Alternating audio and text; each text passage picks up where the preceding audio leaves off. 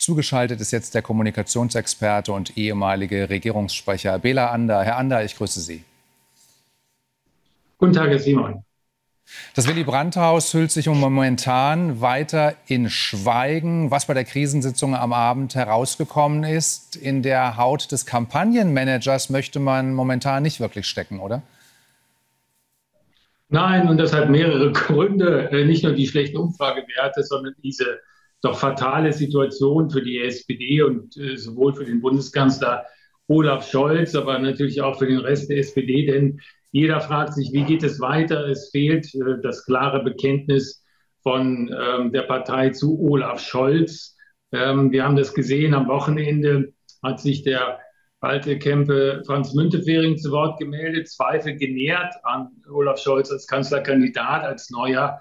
Und was weitaus wichtiger war, die Vorsitzenden der Parlamentarischen Linke und des Seeheimer Kreises, beides sehr einflussreiche Gremien innerhalb der SPD, haben sich mit schriftlichen Erklärungen zu Wort gemeldet und konnten eigentlich nur so verstanden werden, als würden sie Boris Pistorius bevorzugen. Gerade mit Bezug auf die Parlamentarische Linke ist das sehr, sehr überraschend. Und insofern würde man sich schon ein Zeichen wünschen, wohin die Reise geht.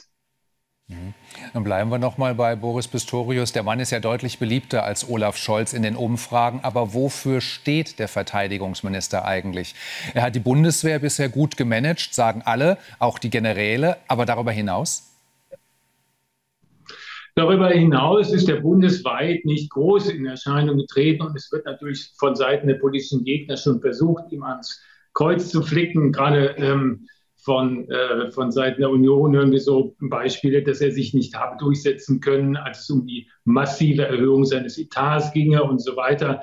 Man denkt da zurück an Guttenberg und wundert sich, woher das kommt. Aber natürlich steht er für etwas, was so mitschwingt. Das ist etwas, was man aus Niedersachsen von ihm kennt, von Boris Pistorius. Eine gewisse Geradlinigkeit, Klarheit in der Ansage, wenig verschwurbelt, was dem Bundeskanzler immer zur Last gelegt wird. Wir sehen, wie er aktuell reagiert hat auf das Durchtrennen offenkundig der Unterseekabel in der Ostsee. Hat er ganz klar gesagt, es ist nicht davon auszugehen.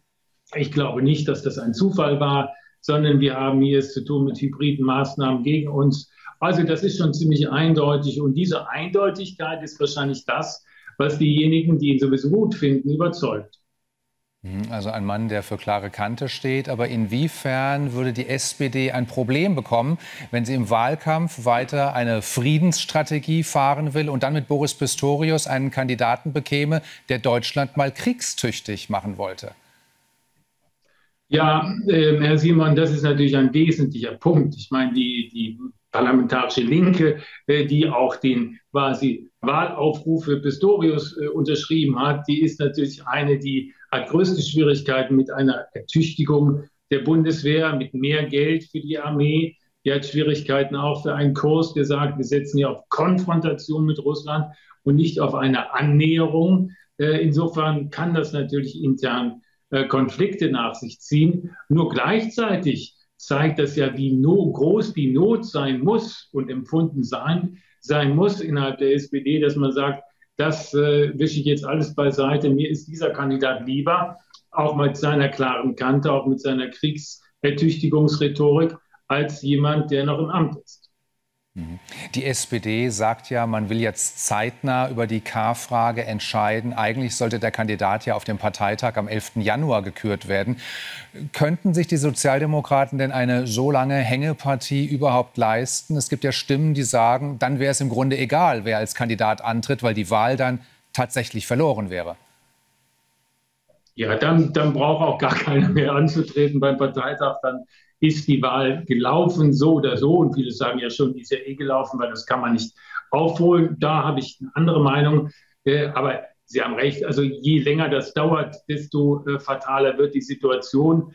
Es gibt Signale intern von beiden Seiten. Das Scholz-Lager, ich nenne es mal so, genau sagt zu diesen Bildern, der Kanzler sei im Angriffsmodus. Wenn man seine letzten Äußerungen wirklich aufmerksam liest, dann kann ich das nicht erkennen.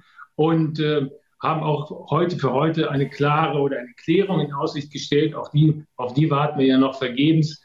Und genauso von anderer Seite, also hier muss es bald eine Erklärung geben, wo es hingeht. Und ich rechne damit noch, bis spätestens Anfang nächster Woche. Vielleicht noch mal ganz kurz, Olaf Scholz, der gibt sich ja selbstbewusst, dass er die Wende in den Umfragen schaffen kann. Was spricht denn dafür, dass er da recht behält? 2021 war die Ausgangslage ja ähnlich. Ja, das ist das, was dafür spricht, dass die Ausgangslage 2021 ähnlich war und er es geschafft hat, gegen against all odds, wie man im Englischen sagt, also gegen jede Wahrscheinlichkeit, diesen absoluten Rückstand, lag damals, glaube ich, auch bei 16%, aufzuholen und zu gewinnen. Nur, damals hieß der Gegner Armin Laschet, heute heißt er Friedrich Merz, Alice Weidel und Robert Habeck. Das ist eine völlig andere Ausgangslage. Und damals war auch keine Koalition zerbrochen, sondern Olaf Scholz kam als Vizekanzler frisch ins Amt. Insofern haben wir völlig andere Voraussetzungen und damit muss man rechnen. Sagt Bela Ander. Vielen Dank für das Gespräch. Dankeschön. Danke, Simon.